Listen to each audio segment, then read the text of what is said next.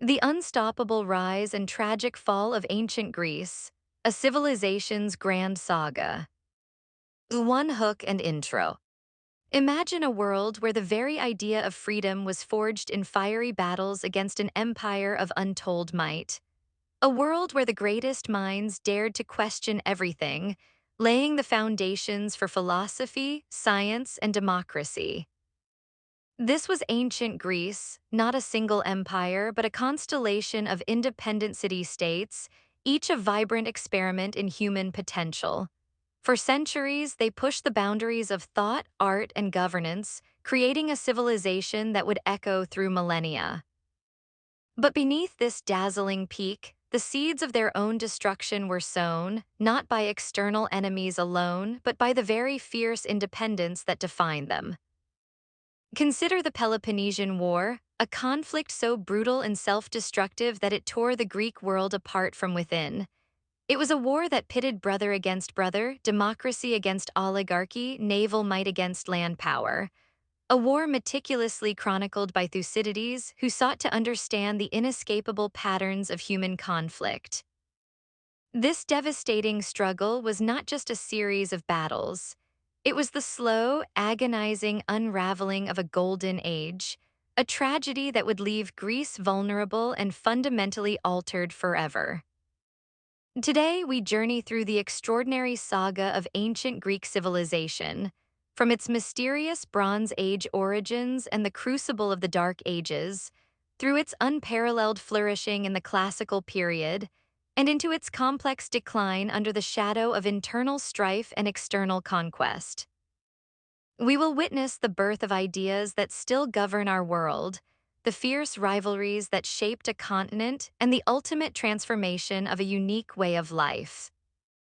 This is the story of how a collection of independent city-states rose to astonishing heights, created a legacy that would inspire Western civilization, and ultimately succumbed to the very forces they could not overcome. We will explore the dynamic rise of the Polis, the glorious victories against the mighty Persian Empire, and the vibrant Golden Age of Athens under Pericles. But we will not shy away from the darker chapters. The devastating Peloponnesian War that pitted Greek against Greek, the subsequent erosion of their independence, and the eventual dominion of Macedon and then Rome.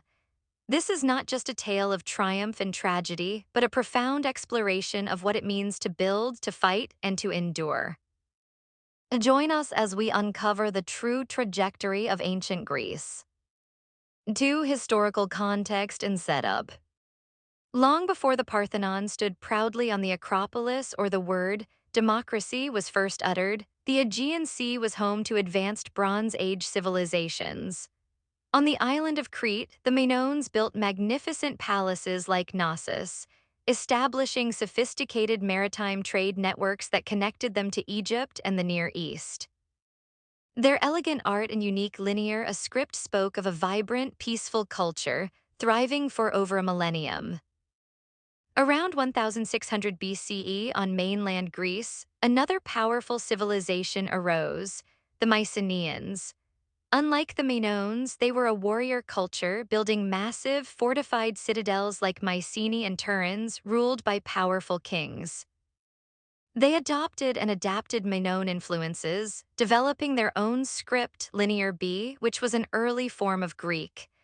These warrior kings engaged in extensive trade, but also in raiding, forging a network of interdependent palace economies across the Aegean. But around 1200 BCE, a cataclysm swept across the eastern Mediterranean, plunging the entire region into chaos. This was the Bronze Age collapse. Major cities were destroyed, trade routes vanished, and the elaborate palace systems of the Mycenaeans crumbled. The causes are still debated, perhaps invasions by mysterious sea peoples, internal revolts, climate change, or a combination of these factors.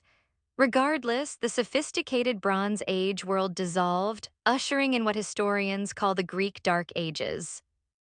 For 3 centuries, from approximately 1100 to 800 BCE, Greece entered a period of depopulation, loss of literacy, and cultural regression. Large-scale construction ceased and communities became isolated. It was a time of hardship, but also a crucible from which something entirely new would emerge. As Greece slowly recovered, a revolutionary concept began to take shape: the polis or city-state. The polis was more than just a city. It was an independent political, social, and cultural unit, typically comprising an urban center and its surrounding agricultural land. Its unique mountainous geography naturally fostered these independent entities, each with its own character, governance, and fierce local loyalties. This fragmented landscape discouraged the formation of a single, centralized empire, instead cultivating a mosaic of diverse societies. During the Archaic period, from approximately 800 to 500 BCE, the polis system truly flourished. Athens, Sparta, Corinth, and Thebes became prominent, each experimenting with different forms of governance. Athens began its journey towards democracy, while Sparta forged a rigid military oligarchy. Overpopulation and the search for resources drove an extensive wave of Greek colonization across the Mediterranean and Black Seas, spreading Greek culture and influence far and wide. This era saw the adoption of the Phoenician alphabet, which the Greeks ingeniously adapted to create their own. This accessible writing system would prove vital for the codification of laws, the recording of history, and the explosion of philosophical thought. It was also the time when Homer's epic poems, the Iliad and the Odyssey, were formally written down, providing a shared cultural heritage that bound the diverse Greek city-states together, telling tales of legendary heroes and ancient wars. By the dawn of the classical period, around 500 BCE, the stage was set. Greek civilization, though politically fragmented, possessed a shared language, religion, and a nascent sense of collective identity. But their fiercely independent nature, their constant rivalries and ambition for dominance, would prove to be both their greatest strength and, ultimately, their most profound vulnerability. The conflicts to come would test the very limits of their resilience and determine the fate of their unique civilization. At 3, the story unfolds. The first great test came from the east. In 499 BCE, the mighty Achaemenid Persian Empire, the largest empire the world had ever seen, cast its shadow over the Greek city-states. The Ionian Greek cities in Asia Minor under Persian rule revolted, and Athens provided support. This act ignited the fury of the Persian king Darius I. He saw it as an affront, a challenge from petty city-states on the edge of his vast domain. In 490 BCE, Darius launched a punitive expedition against Greece. His massive army landed at Marathon, a short distance from Athens. The Athenians, heavily outnumbered, knew that their freedom hung in the balance. Instead of waiting, they marched out to meet the Persians on the plains.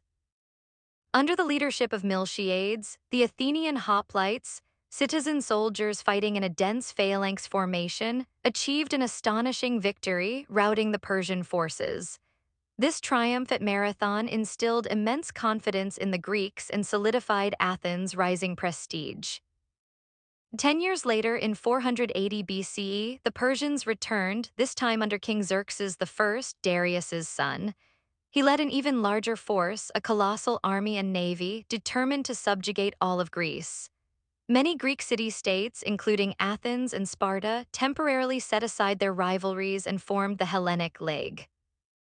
The strategic genius of Athens' leader, Themistocles, foresaw the importance of naval power and convinced the Athenians to invest in a massive fleet of triremes. The legendary stand at Thermopylae saw King Leonidas of Sparta and his 300 Spartans, along with a few thousand other Greeks, valiantly defend a narrow pass against the entire Persian army. They fought to the last man, buying crucial time for the rest of Greece to prepare and inspiring generations with their courage. This sacrifice, though a military defeat, was a moral victory, a symbol of unwavering resistance. But the decisive victory came at sea. At the Battle of Salamis, the Athenian-led Greek fleet, though smaller, outmaneuvered the larger Persian navy in the narrow straits. The faster, more agile Greek triremes rammed and sank countless Persian ships, decimating Xerxes' naval power. This stunning naval triumph was followed by the final land victory at Plataea in 479 BCE, effectively ending the Persian threat to mainland Greece. The Persian Wars were a turning point.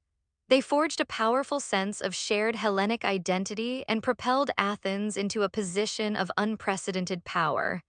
To continue the fight against Persia and protect Greek interests in the Aegean, Athens formed the Delian League in 478 BCE. Initially an alliance of equals, it gradually transformed into an Athenian empire. Member states contributed tribute, either in ships or money, which Athens increasingly used to fund its own ambitions. This newfound wealth and prestige ushered in the Golden Age of Athens, a period from approximately 461 to 429 BCE, particularly under the statesman Pericles. Athens became the intellectual and cultural capital of the Greek world. Direct democracy reached its zenith, allowing adult male citizens to participate directly in the assembly, councils, and jury courts. This was a revolutionary concept, placing power in the hands of the many, not the few. The Acropolis was rebuilt with magnificent structures like the Parthenon, a temple dedicated to the goddess Athena, showcasing unparalleled architectural and sculptural artistry. Philosophy flourished with figures like Socrates, who challenged conventional wisdom through relentless questioning, laying the groundwork for Western ethics and critical thought. Drama, both tragedy and comedy, provided a platform for exploring profound human questions and societal critiques. However, the very success of Athens bred resentment. Sparta, with its oligarchic system and land-based military might, viewed Athens' growing power and imperial ambitions with deep suspicion and fear. This ideological and geopolitical tension simmered for decades, fueled by Athenian expansionism and Spartan anxieties about maintaining the balance of power in Greece. The stage was set for the Peloponnesian War, a conflict that Thucydides, the great Athenian historian, meticulously documented. He famously stated that the real cause of the war was the growth of the power of Athens and the fear which this caused in Sparta. In 431 BCE, the war officially began, pitting the Athenian Empire and its democratic allies against the Peloponnesian League led by Sparta and its oligarchic allies. The war was a brutal, protracted struggle that lasted nearly 3 decades. Athens, with its formidable navy, initially held the advantage, relying on its long walls to protect its citizens during Spartan sieges. But a devastating plague swept through Athens in 430 BCE, killing a quarter of its population, including Pericles. This loss of leadership and manpower was a severe blow. The conflict was characterized by shifting alliances, brutal sieges, and constant skirmishes. Spartan land power devastated the Athenian countryside, while the Athenian navy raided the Peloponnesian coast. Despite a temporary peace, the war reignited with renewed ferocity.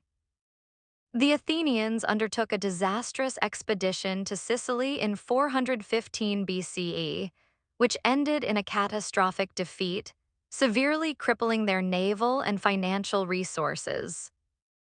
Finally, in 404 BCE, after 27 years of continuous warfare, Athens was defeated.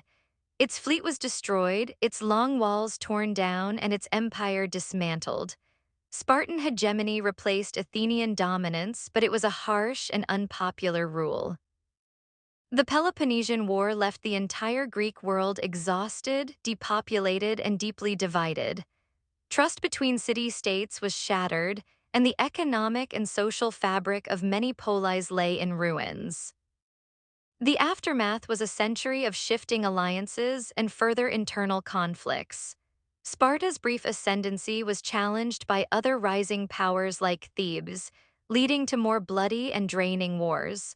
The constant infighting prevented any single Greek city-state from truly dominating and unifying the region. This prolonged period of exhaustion created a power vacuum, a vulnerability that a new power to the north was poised to exploit. That power was the Kingdom of Macedon. Under the brilliant leadership of King Philip II, Macedon transformed into a formidable military state. Philip skillfully modernized his army, developing the Macedonian phalanx with its longer sarissas or pikes. He also proved to be an astute diplomat, exploiting the divisions and fatigue of the Greek city-states. In 338 BCE, Philip achieved his ultimate goal.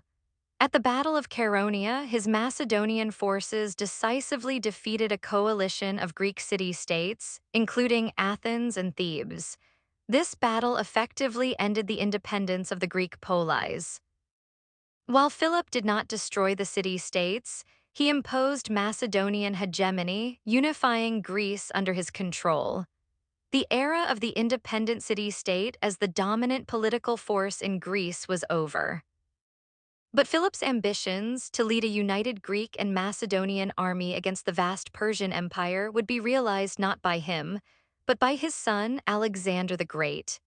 Upon Philip's assassination in 336 BCE, Alexander, a brilliant and charismatic young general, inherited his father's powerful army and his grand vision. From 334 to 323 BCE, Alexander embarked on an unprecedented campaign of conquest. He swept through Asia Minor, defeated the Persian Empire in a series of decisive battles, conquered Egypt, and pushed his empire all the way to India. His rapid expansion created the largest empire the ancient world had ever seen, stretching thousands of miles. Alexander's conquests profoundly altered the trajectory of Greek civilization. He spread Greek culture, language, and ideas across this vast new empire, initiating what is known as the Hellenistic period. New cities like Alexandria in Egypt became vibrant centers of learning and culture, where Greek traditions blended with local influences, creating a rich syncretic civilization. However, Alexander's empire was built on his personal charisma and military genius. Upon his sudden death in 323 BCE, his vast dominion fragmented. His generals, known as the Diadochi, carved up the empire into several competing Hellenistic kingdoms, such as Ptolemaic Egypt, the Seleucid Empire in the Near East, and Antigonid Macedonia. These kingdoms continued to promote Hellenistic culture but were often engaged in constant warfare amongst themselves. While Greek culture flourished in these new, vast monarchies, the political independence and autonomy of the traditional Greek city-states greatly diminished. They became part of larger imperial structures, losing much of their earlier self-determination. The spirit of the independent polis, once the crucible of innovation, began to fade. This fragmentation and continuous warfare among the Hellenistic kingdoms ultimately left them vulnerable to a rising power in the West, the Roman Republic. Over the next 2 centuries, Rome's relentless expansion would gradually absorb the entire Hellenistic world. Greece itself fell under Roman control by 146 BCE, becoming a Roman province. The Battle of Actium in 31 BCE, which saw the defeat of the last major Hellenistic kingdom, Ptolemaic Egypt, marked the end of an era. The independent political life of ancient Greece had finally come to its end. 5. Impact and legacy. The political decline and eventual absorption of independent Greece into larger empires did not mean the death of its influence. Quite the opposite. The legacy of ancient Greek civilization proved to be one of the most enduring and transformative in human history, profoundly shaping the trajectory of Western civilization and beyond. Immediately, the Hellenistic period itself was a testament to the power of Greek culture.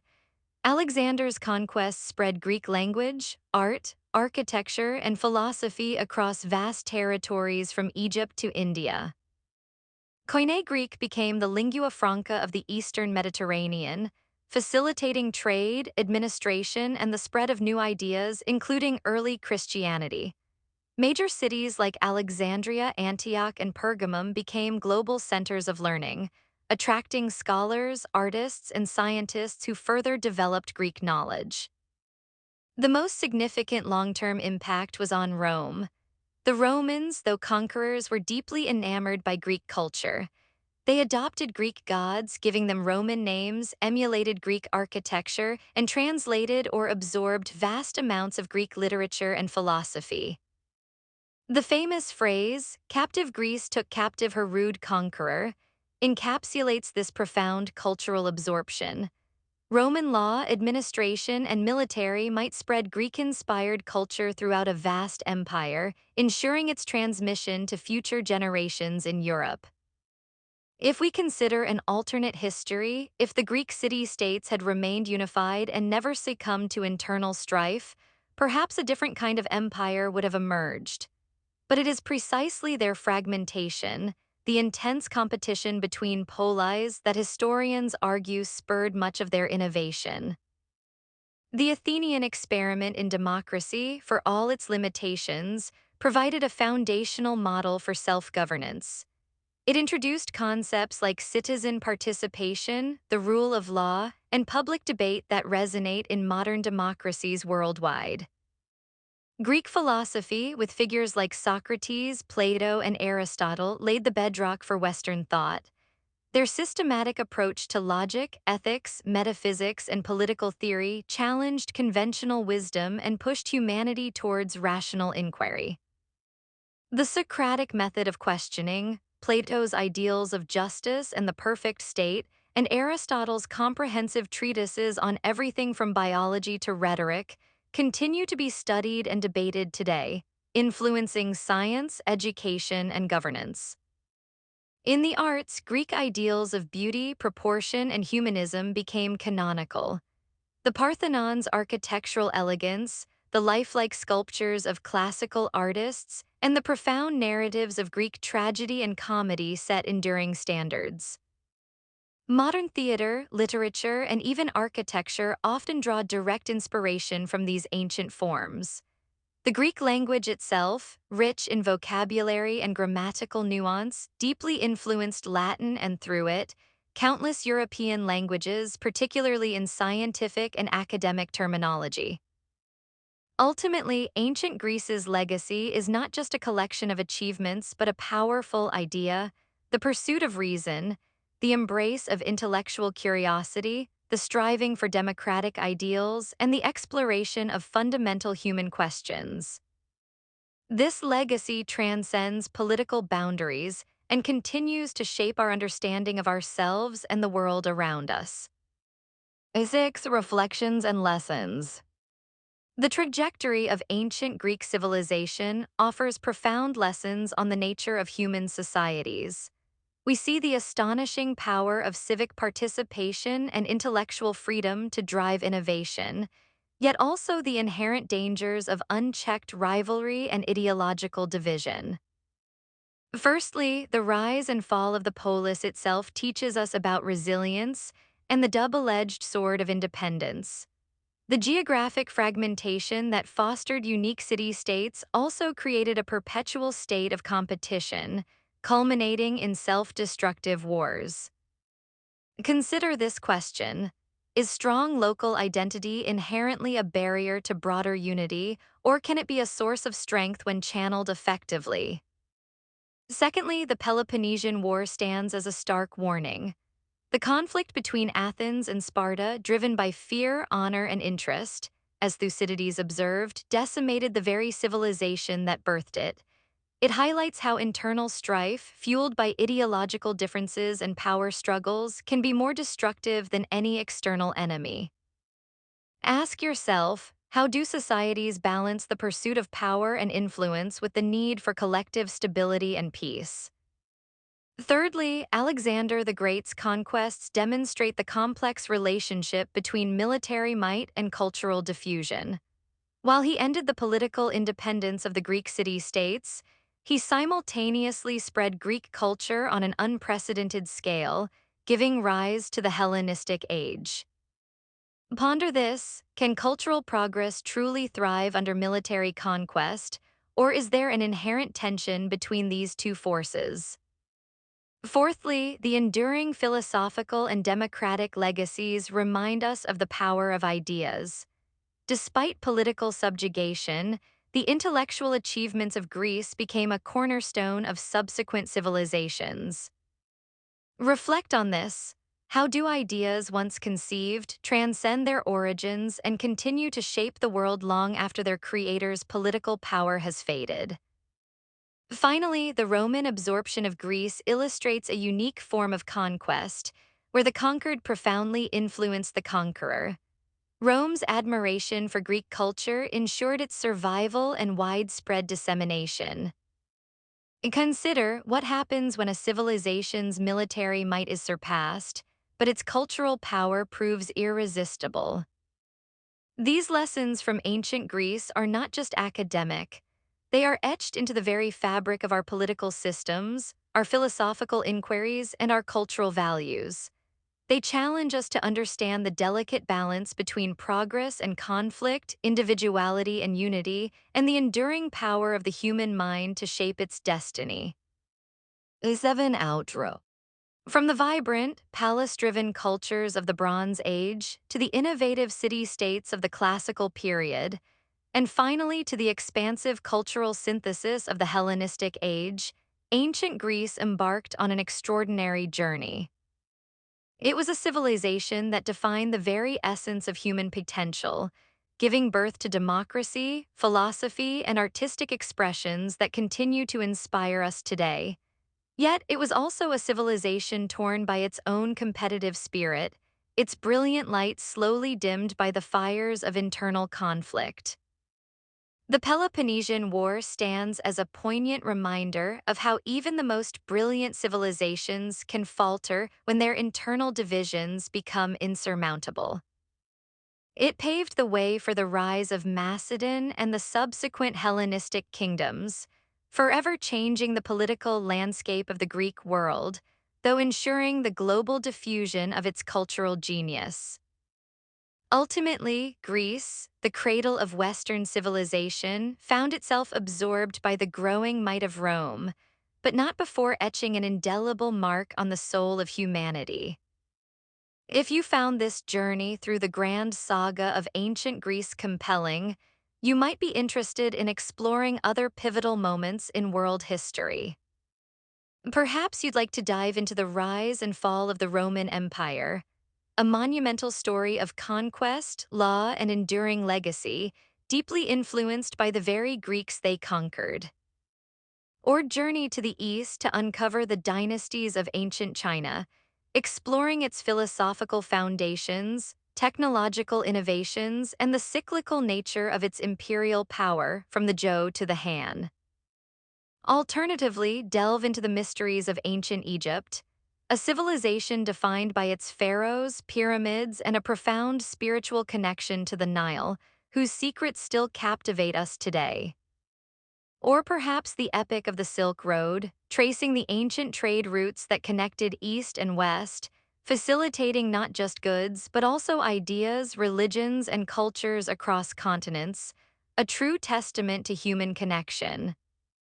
These stories, like that of ancient Greece, remind us that history is not just a collection of dates and names, but a living narrative full of lessons for our present and insights into our future.